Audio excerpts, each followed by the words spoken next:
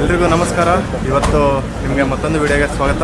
Maruti Suzuki ಅವರ 4th ಜನರೇಷನ್ನ desire launch ಮಾಡಿದ್ದಾರೆ. ಆ ಲಾಂಚ್ ಇವೆಂಟ್ಗೆ ದಾವಣಗೆರೆ ಶ್ರುತಿ ಮೋಟರ್ಸಲ್ಲಿದ್ದೀವಿ.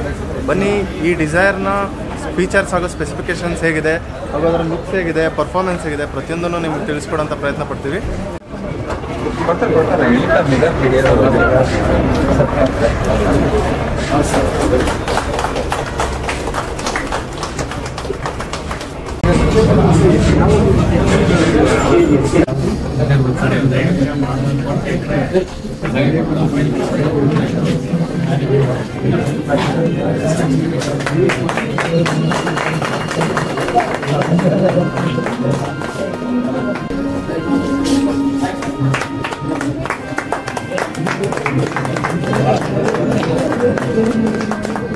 ವೆಹಿಕಲ್ ಡೆಲಿವರಿ ಯಾರು ಫಸ್ಟ್ ವೆಹಿಕಲ್ ಯಾರು ಕೊಡ್ತಾ ಇರೋದು? ಹಾಂ ಹೌದು sir, first class.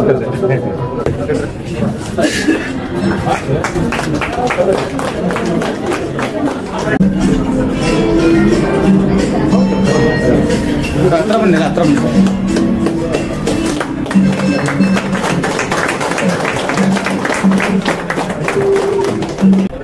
Three, two, one, start.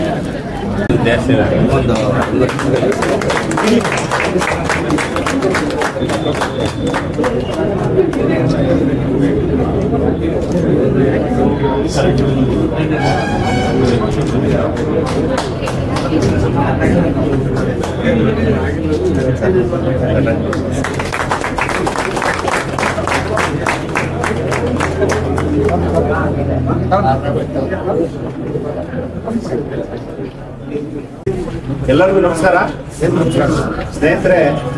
ನಾವೆಲ್ಲರೂ ವೆಹಿಕಲ್ಸ್ ಯೂಸ್ ಮಾಡ್ತಾ ಇದ್ದೀವಿ.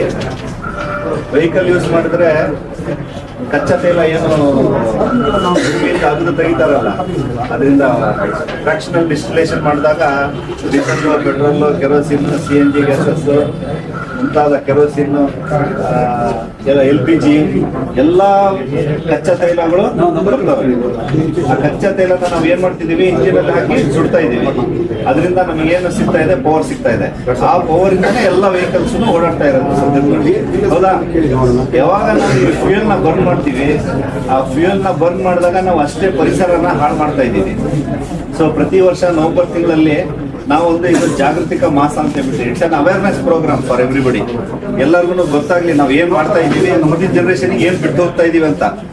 ತಾವು ನೋಡ್ತಾ ಇದ್ದೀರಾ, ಪ್ರತಿಯೊಂದು ಹಾಸ್ಪಿಟ್ಲಿಗೆ ಹೋದಾಗ ಏನೇ ಒಂದು ಸಣ್ಣ ಕಾಯಿಲೆ ಅಂದ್ರೂ ಪೊಲ್ಯೂಷನ್ ಇಂದ ಆಗಿದೆ, ಕ್ಯಾನ್ಸರ್ ಇದೆ, ಅಥವಾ ಬೇರೆ ಏನೋ ಸ್ಕಿನ್ ಡಿಸೀಸಸ್ ಇದೆ, ರೆಸ್ಪಿರೇಟರಿ ಸಿಸ್ಟಮ್ ಇಂದು ಏನೋ ಒಂದು ಫಾಲ್ಟ್ ಇದೆ, ಅಥವಾ ವಿಷನ್ ಅಲ್ಲಿ ಫಾಲ್ಟ್ ಇದೆ, ಅಥವಾ ಲಿವರ್ ಡ್ಯಾಮೇಜ್ ಇದೆ, ಬೇರೆ ಏನಾರು ಯಾವುದೇ ಒಂದು ಆರ್ಗನ್ಸ್ ಡ್ಯಾಮೇಜ್ ಇದೆ ಅಂದ್ರೆ ಅದಕ್ಕೆ ನೇರವಾಗಿ ಕಾರಣ ಹೇಳೋದೇ ಪೊಲ್ಯೂಷನ್. ನಾವು ಎಷ್ಟು ವೆಹಿಕಲ್ಸ್ ಯೂಸ್ ಮಾಡ್ತಾ ಇದೀವಿ, ಎಷ್ಟು ಫ್ಯೂಯಲ್ ನ ಬರ್ನ್ ಮಾಡ್ತಾ ಇದೀವಿ, ಅಷ್ಟೇ ಎಮಿಷನ್ಸ್ ನ ಹೊರಗೆ ಒಗಿತಾ ಇದೀವಿ ಅಟ್ಮಾಸ್ಫಿಯರ್ ಅಲ್ಲಿ. ಒಂದು ದೇವರೊಂದು ಪ್ರಪೋರ್ಷನ್ ಮಾಡಿದಾನೆ. ಅಟ್ಮಾಸ್ಫಿಯರ್ ಅಂದ್ರೆ ಗೊತ್ತಲ್ಲ, ಭೂಮಿಯಿಂದ ಏನು ಎನ್ವಲಪ್ ಆಗಿ ಕವರ್ ಮಾಡಿದೆ ನೈಟ್ರಸ್ ಆಕ್ಸೈಡ್, ಆಕ್ಸಿಜನ್ ಮತ್ತೆ ಸಲ್ಫರ್ ಡೈಆಕ್ಸೈಡ್, ಬೇರೆ ಬೇರೆ ಕಾಂಬಿನೇಷನ್ ಏನಿದೆ, ಆ ಮಿಶ್ರಣ ನಮಗೆ ಬದುಕಲಿಕ್ಕೆ ಅಷ್ಟೇ ಇರೋದು. ನಾವು ಅದನ್ನ ಏನ್ ಮಾಡ್ತಿದೀವಿ, ಏರುಪೇರ್ ಮಾಡ್ತಾ ಇದೀವಿ. ಅಂದ್ರೆ ದ ಕಾಂಪೋಸಿಷನ್ ಏನಿದೆ, ಮಿಕ್ಸ್ಚರ್ ಮೇಲೆ ಕೆಳಗೆ ಆಗ್ತಾ ಇದೆ.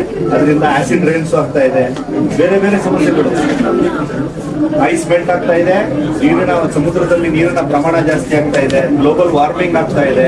ಆಮೇಲೆ ಅನ್ಸೀಸನ್ ಗೊತ್ತಿದೆಯಲ್ಲ, ಹೆವಿ ರೇನ್ಸ್, ಹೆವಿ ಸನ್, ಹೆವಿ ವಿಂಟರ್ ಹಾಗೆ ಬೇಕಾಗೆ ಇವನ್ ವೆದರ್ನೇ ನಾವು ಚೇಂಜ್ ಮಾಡ್ಬಿಡ್ತಾ ಇದ್ದೀವಿ. ಸೊ ಹಾಗಾಗಿ ನಾವು ವೆಹಿಕಲ್ ಯೂಸ್ ಮಾಡುವಾಗ ನಮ್ದೊಂದು ಜವಾಬ್ದಾರಿ ಇರುತ್ತೆ. ಹಾಗೆ ಇಂಜಿನಿಯರಿಂಗ್ ಟೆಕ್ನಾಲಜಿನೂ ಚೇಂಜ್ ಆಗ್ತಾ ಇದೆ. ಹಾಗೆ ವರ್ಷನ್ಸ್ ಮತ್ತೆ ಇದು ಚೇಂಜ್ ಆಗ್ತಾ ಇದೆ ನಿಮ್ಮ ವೆಹಿಕಲ್ ಇಂದ. Advancement in engine also. Bharat stage 1, stage 2, stage 3, stage 4. ನಾವು we are in Bharat stage 6 euro norms ನಾವು ಅಪ್ಲೈ ಮಾಡ್ಕೊಂತ ಇದ್ದೀವಿ. ಎಮಿಷನ್ಸ್ ನ ಆದಷ್ಟು ಕಡಿಮೆ ಮಾಡಲಿಕ್ಕೆ EGR system, exhaust gas recirculation, catalytic converters ಮುಂತಾದ ಟೆಕ್ನಾಲಜಿಗಳನ್ನ ಯುಟಿಲೈಸ್ ಮಾಡ್ತಾ ಇದ್ದೀವಿ. ಏನು ಇಂಜಿನ್ ಎಮಿಷನ್ಸ್ ನ ಕಡಿಮೆ ಮಾಡ್ಲಿಕ್ಕೆ. ಅದ್ರ ಜೊತೆಯಲ್ಲಿ ನಮ್ಮ ಜವಾಬ್ದಾರಿ ಇರುತ್ತೆ ವೆಹಿಕಲ್ ಯೂಸ್ ಮಾಡೋದನ್ನ. ವೆಹಿಕಲ್ ನ ನಿಯಮಿತವಾಗಿ ನಾವು ಟೈಮ್ ಟು ಟೈಮ್ ನೀವು ಏನು ಡ್ಯೂರೇಷನ್ಸ್ ಶೋರೂಮ್ನವ್ರು ಫಿಕ್ಸ್ ಮಾಡಿರ್ತಾರೆ, ಎಷ್ಟು ಕಿಲೋಮೀಟರ್ಗೆ ಬರಬೇಕು, ವೆಹಿಕಲ್ ನ ಸರ್ವಿಸ್ ಮಾಡಿಸ್ಬೇಕು ಅನ್ನೋದು ಜವಾಬ್ದಾರಿ ಇರುತ್ತೆ.